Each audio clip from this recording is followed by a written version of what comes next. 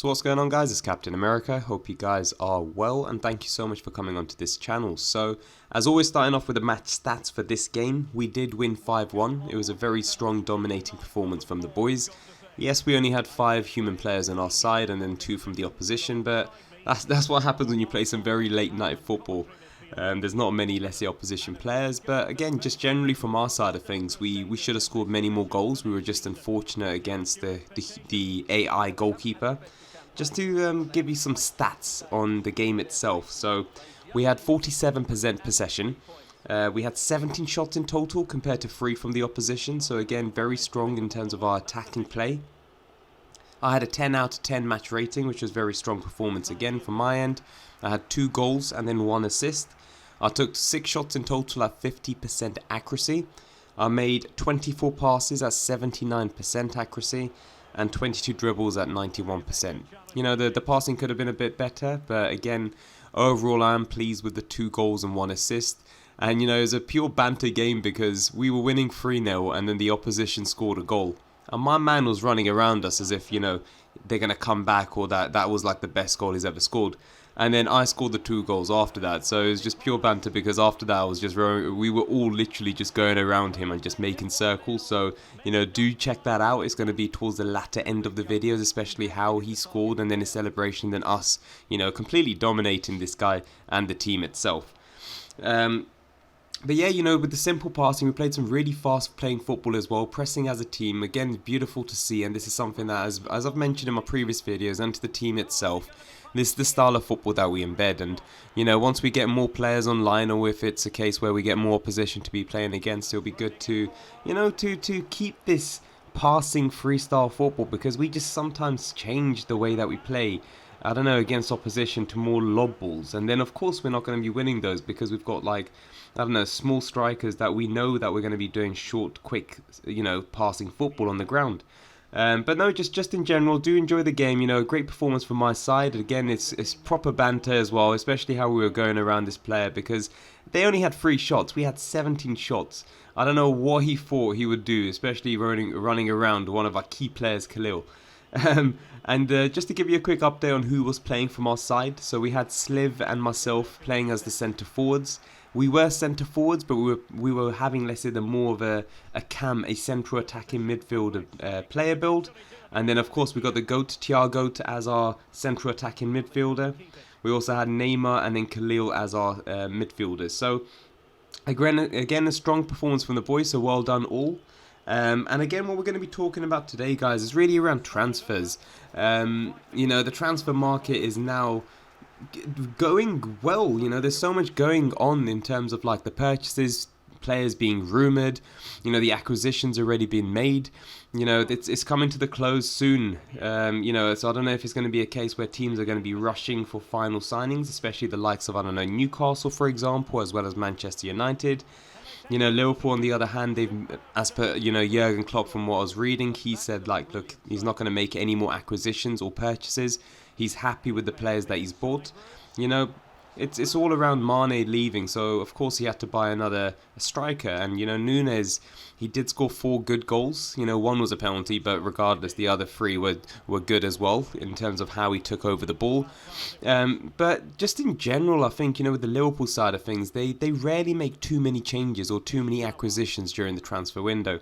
You know, they've got Carvalho, who's playing more as a central attacking midfielder. He can also operate on like the wing side of things, but you know, with the way I've seen him play, not just for Fulham as well as for Liverpool in the pre-season, he is a fantastic purchase. You know, he reminds me of like Coutinho, his dribbling, his one touch, the way he runs, the way he moves. You know, for a 19-year-old, he's a great acquisition for Liverpool for the long term. And again, it's around that midfielder position as well. You know, we've got like the likes of Thiago, who's now, he's at an age where, again, I don't know if he's going to keep it consistent. He's over 30 now. We've got Hender as well, who is an engine in the midfield. But again, it's a case where, you know, he's aging. How will he fare, you know, going forward within the Liverpool midfield? Because, of course, it's so high intensity, the physicality side of things. But, and then I don't want to question the physicality side of things too much. Because when you look at the likes of Milner, for example, whenever they do this, like, test they've been doing for the past seasons. It's like this pre-season test where they do, I don't know, laps or whatever the case is. I think it's like a what is it called? It's something. It's a test where they run around and then they see who's the most physically fit. And Milner, who's like 36, 37 years old, since he's been signing, or since he's been bought at Liverpool, he hasn't lost that test side of things. I'm trying to think what the test is. It begins with an L and I've completely forgotten what it is.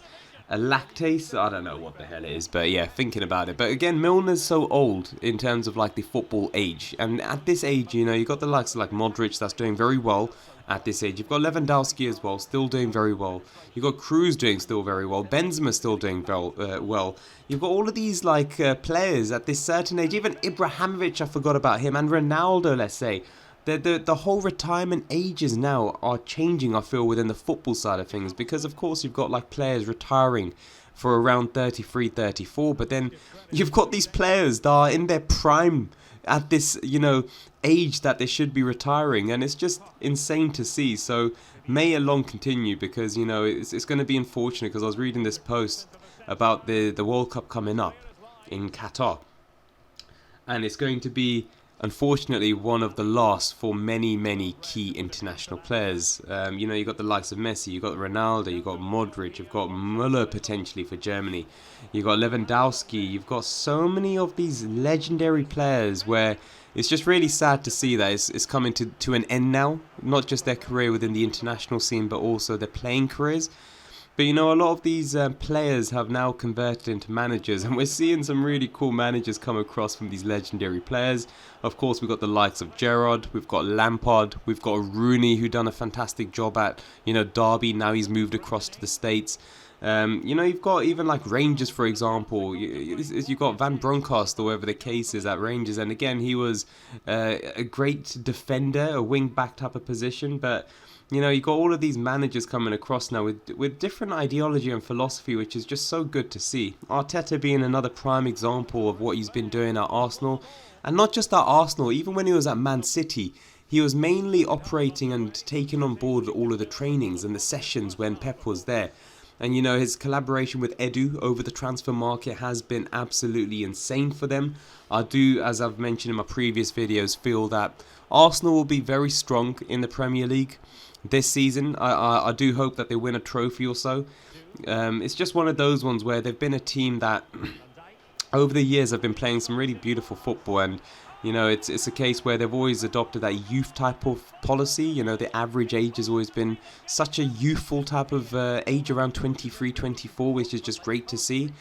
And they've purchased some really, really strong youthful players again. So, you know, looking forward to seeing how the season's going to go for them. But, you know, talking about transfers and the general market as such, you know, Chelsea, they got battered by Arsenal 4-0, and you know, Tuchel's been saying, like, you know, how the hell did we lose to a team that's not even in the Champions League?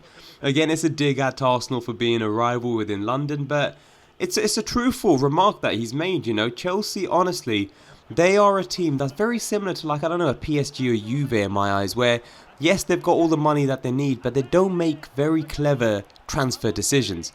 Like, I don't see Sterling doing that well within, like, the Chelsea fold.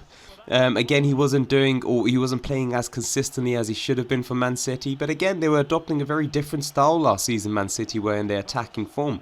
And now they've got Grealish that's going to be playing at that left winger position for Man City. And he did assist Haaland just recently in that friendly that they just had. And again, he's got really good dribbling, he's got really good footwork, so it's going to be interesting to see how Grealish, Haaland and maybe Mahrez or whoever's going to be playing on that right side will be operated for Man City. But you know, again with Chelsea, they've bought Sterling, they've got Koulibaly, they're looking at Koundé as well, but it's a case where with Koundé, it's most likely going to be a move that he's going to make to Chelsea, because Barcelona, the broke club that they are, and I've been mentioning in my previous videos, I don't understand how Barca purchase all of these players and get it accepted without any financial fair play, you know, rules or expectations like that, you know, they're not meeting, but there's no rectification happening from, I don't know, the FIFA side of things. Just so much corruption around that, and the Bayern manager was really key and very vocal in that, as we heard, with Lewandowski. He said, like, how can a club that's so broke be able to spend so much money? And now they're looking at Koundé, and they're begging Koundé, guys. They're begging Koundé, saying, look, well, I know we've offered you a very low salary compared to Chelsea and the package overall, but sign for us, innit? Like, I just don't understand where they come up with all of these things. And again, they've got so much massive debt being piled on. Like, how are they going to be repaying for all of this? And they still haven't repaid for Dembele since he's been moved over from, Dortmund. That was just an obscene amount, and he's been spending more time on the bench or even on like the injury table than he has been playing. Like, it's just been, I don't understand like how these clubs could get away. I really don't. If it was a case, they should have been, I don't know, going down to like the second division of the Premier League of the Spanish side of things, and being demoted. And then once they go out of this administration phase, because the debt that they have is absolutely ridiculous, then they should go into the Division 1 if they get promoted. It's very similar to like the likes of Juve, where they got demoted, I think, demoted to like 2 positions down in the league.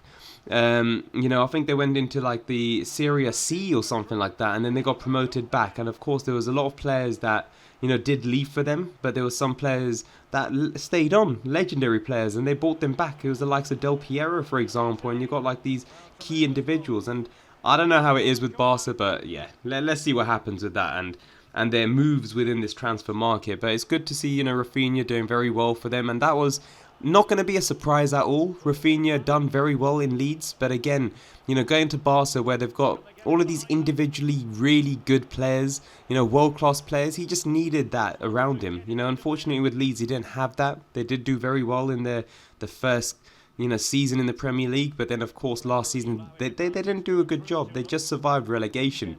But Let's see what happens with Rafinha. I think that'll be a really interesting move for him at Barca. I do see him doing very well. It tends to be Brazilians that do really well within like the Spanish side of things, or just generally, they're always very good as national players. But Rafinha, very good choice and very good move for him to Barca. And then of course another winger that we're going to be talking about, and I thought we're going to be hearing more about him in this transfer market, especially how he was playing last season for Newcastle. You got Saint-Maximin, who's got like a Mane vibe. He's always reminded me of, like, the way that he plays and whatnot. But he's had a so-so season last year. He had 28 games for Newcastle in the league. He had 5 goals and 5 assists. So, as a left winger as such, he should be a bit more, I don't know, a bit more of a more stronger dominating performance as a winger if he does want to get poached by other clubs. But it's a case where you got like Chelsea and Tottenham being rumoured to purchase him for 40 mil. But again, I don't see the value being realistic for how he is as a player. Yes, his dribbling, his showboating skills are beautiful to watch, but as an actual player, like, I don't see him being as well as, let's say, the likes of Mane or anyone in that position on the wing side of things. Even if he was to move to Chelsea or Tottenham, where would he be playing? They've got Havertz on the right, which I think is a bit of an awkward position for Chelsea. He needs to be behind Werner as a central, let's say, position. They do have Ziyech at Chelsea, but again, he hasn't had a great, let's say, seasons at Chelsea. But no, I don't even know if Tottenham are going to be purchasing him. I think that's going to be a very surprising move if he does go over to Tottenham. That's going to be one of those ones where they've made some very strong signings over this past season now. Over this transfer market, Tottenham have made some really good signings. You got the likes of Perisic, you got Basuma. Richarlison, I'm still like 50-50 about. I'm still not sure if he's going to be a good move or not. But I don't know. I think we just need to see how it comes into fruition for that. And then, of course, you got like the likes of Firmino now being rumoured to look elsewhere. Not even look elsewhere, but you got Juve being rumoured or interested in purchasing him. But again, I think, personally, Firmino is settled in within like the Liverpool side of things. He's got a fantastic relationship, not just with Jurgen, but also with like the Liverpool team. We've got like a family culture within the club. I think it's always beautiful to see. And again, the competition that we have in the central forward position now is just very strong. Not just with Nunes, but of course you got Jota that could play in that position too. Diaz as well as Salah, but again not their primary positions. But you know, you got Jota over there as well as Nunes, so there will be a lot of competition. But Firmino as an individual player is so important for that number 9 role that he plays. You know, backtracking in defence, pressurising, his assisting, his vision. You know, he's a great player, and I do see him staying at Liverpool. It will be sad if we were to see him leave, especially him being one of the key signings for Jurgen Klopp when we were, you know, recruiting those foundational players that we are now in, like, you know, we've developed so well within. But yeah, guys, I know it's coming to the end of the videos. I've been talking a bit too much again, apologies for that. But you know, we've got the Community Shield coming up soon against Man City versus Liverpool, so that's going to be very exciting. I'll give you a bit more of an analysis on how things go on those and my thoughts and the process of next season. But yeah, guys, I'll keep you posted in general, and yeah, I'll see you guys on tomorrow's video. Take care and bye-bye.